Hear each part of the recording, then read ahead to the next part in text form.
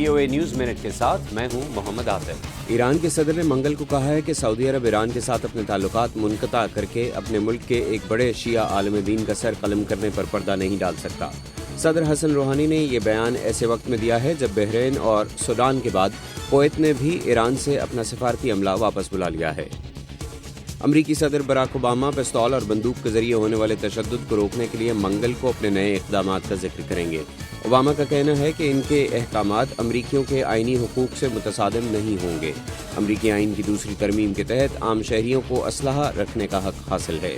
और तुर्की के साहिल के करीब कश्तियाँ उलटने के 2 मुख्तलिफ वाक़यात में कम से कम 21 पनाहगुज़ीन हलाक हो गए हैं। तुर्क पुलिस और अहलकारों के मुताबिक पनाहगुज़ीन यूनान के लेस्बोस जजीरे पर जाने की कोशिश कर रहे थे। खदशा है कि हलाकतों की तादाद बढ़ सकती है।